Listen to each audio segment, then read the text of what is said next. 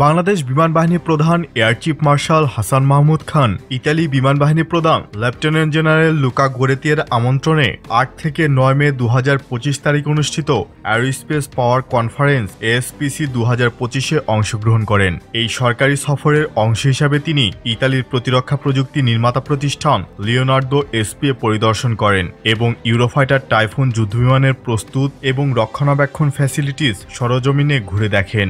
বাংলাদেশ বিমান বাহিনীর বৈমানিকগণ এই সফরে ইউরোফাইটার টাইফুন সফলভাবে উড্ডয়ন করেন। এই সফরের অন্যতম একটি মুহূর্ত ছিল বাংলাদেশের বৈমানিকদের ইউরোফাইটার টাইফুন সফলভাবে উড্ডয়ন আর এয়ার চিফ মার্শালের ইউরোফাইটার টাইফুন যুদ্ধবিমানের ককপিটে বসা। তিনি শুধু বিমানটি পরিদর্শন করেননি, বরং সরাসরি ককপিটে বসে অপারেশনাল ইন্টারফেস সম্পর্কে ধারণা নেন।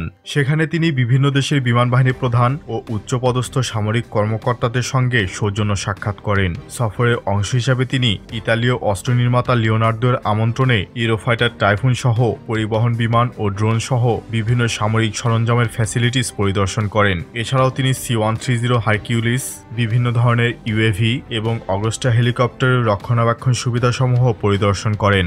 এই সফরের মাধ্যমে বাংলাদেশ ও ইতালির মধ্যে সামরিক ও পেশাগত বন্ধন আরও দৃঢ় হবে এবং ভবিষ্যতে পারস্পরিক সহযোগিতার নতুন দিগন্ত উন্মোচিত হবে। বাংলাদেশ এয়ারফোর্স প্রধানের ইতালি সফর এবং বাংলাদেশি পাইলটদের ইউরোফাইটার টাইফুনের সফল উড্ডয়ন কি বার্তা দিচ্ছে? আপনার কি মনে হয়? জানিয়ে দেবেন নিচের কমেন্ট বক্সে।